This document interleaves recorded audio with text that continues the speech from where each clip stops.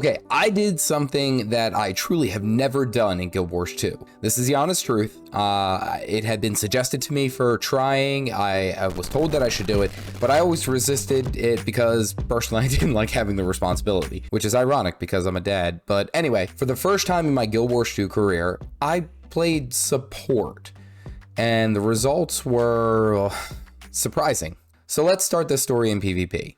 I wrote a blog build about a PvP support scrapper that I thought, you know what, that could work. Okay, so Caffeinated, let's put your money where your mouth is. Let's try and support a PvP match. I'm most comfortable in PvP, so it should be easy, right? Nope. Right out of the gate, we got into a decent sized team fight, and the scrapper medic came in clutch big time. Between healing, protection stacks, stability, it was a home run. Utilizing my mobility and of course my absolute chat of a Reaper on my team, we cleaned up. I rotate home to assist this Mirage who was getting an absolute smackdown by this Hollowsmith.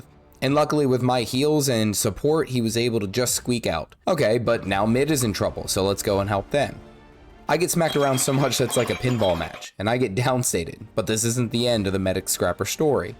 We get a kill, I get a res by there, but then our team is pushed heavily. So stealth gyro, rock boots to safety. Well, shortly thereafter comes the first bell in a very close match. I support the ways that I can, but I nearly get instantly deleted. I'm able to escape and then focus on helping my team as much as I can, providing that stability and protection, of course some healing where I could, and somehow we clean up. I chase this Zerker for a quick 1v1, and then boom, we are doing well. Damn, it feels good to be a gangster. After a few back and forth bits, I'm able to move to mid to help my thief clean up, and then one final push with the team, and we are essentially able to secure the win. Medic scrapper PvP? Nice. Okay, so PvP was alright, but let's try it in a PvE setting. So we head over to Fractals. We get Cliffside, and it turns out that I actually don't have any agony resistance on this character. I'm in danger! Luckily, it's lower level and not really that strenuous, but the healing was still great and it made for a smooth run. I changed my build slightly to offer a little bit more defenses and focus on crowd control. Easy peasy, this Fractal was a breeze, aside from the air burst thing pushing us off. Finally, I got the courage to say, you know what, let's try a strike mission. Let's see if I can keep a squad alive during a fight. I find a group that lets me play quick heal scrapper, change my build a little, and here we go. Right out of the gate, I am face to face with one of the hardest strike missions in Guild Wars 2, which is Bone Skinner.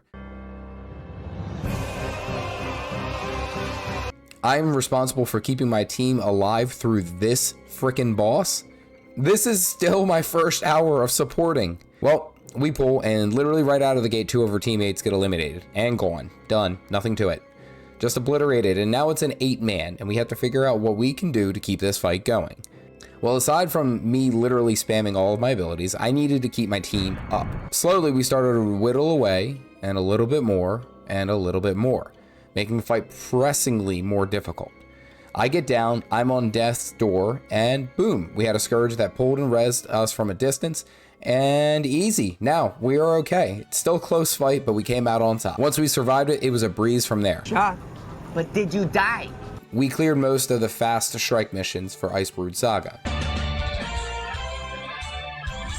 Also, if you survived this long, consider leaving a like or subscribe. For those who prefer I don't know where I'm going with this. Anyway, let's talk about the build. So for this build in PvP, we use the pistol main hand and shield offhand. The pistol applies quite a bit of conditions, while the main ones being poison and confusion and blindness, of course. This really helps out when you're trying to focus a main kill target.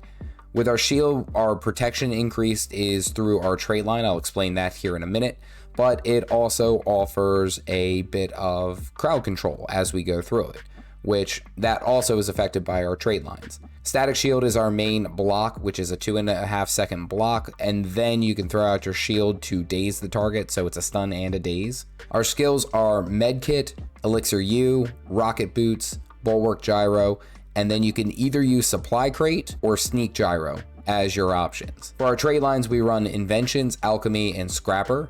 Inventions is 1, 2, and 3. The increased protection amount through the ally ward, so anything that we use and apply protections with.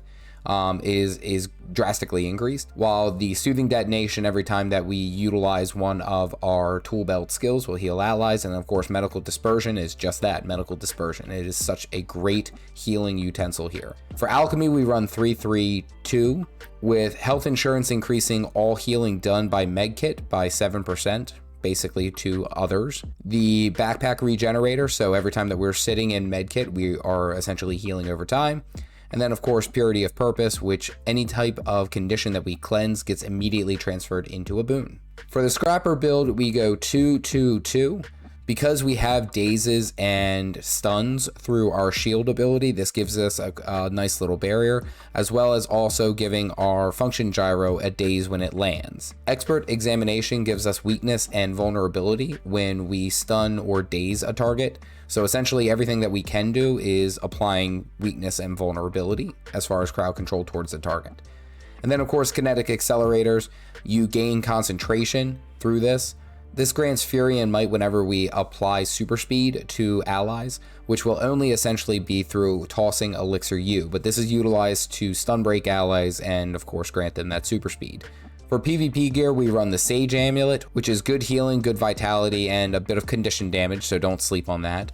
We run the Rune of the Monk, which gives us effectively more powerful healing. For our sigils for our pistol shield, we are running Transference and Purging.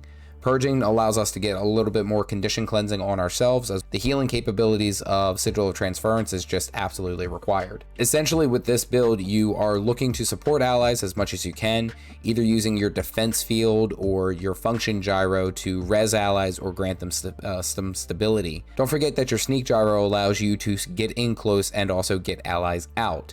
Between your sneak gyro and rocket boots, you can actually become very slippery and hard to take down. But remember, you are very squishy. In PvE, I use the Medkit, Elixir U, Purge gyro, Bulwark gyro, and then the supply drop. Our trait lines stay roughly the same with Inventions, Alchemy, and Scrapper. With the Inventions, we go 1, 2, 3. Alchemy, we go 3, 3, 2. For the Scrapper build, we go 1, 1, 2. For gear, I was actually very cheap and didn't go full minstrels, but I have a mix of minstrels and magis through here. For our rune, we ended up going Superior Rune of the Grove. For our weapons, we use Pistol Shield. For our pistol, we are running the Sigil of Transference. And then with our shield is the Sigil of Renewal. And essentially with this build, I am spamming heals as often as I need to, while also popping out to DPS the boss and using the shield to apply protection and drop gyros to apply quickness, and it all worked pretty well. If you're interested in learning more about the Scrapper, you can find the Scrapper Profession Spotlight linked here. Stay caffeinated, folks.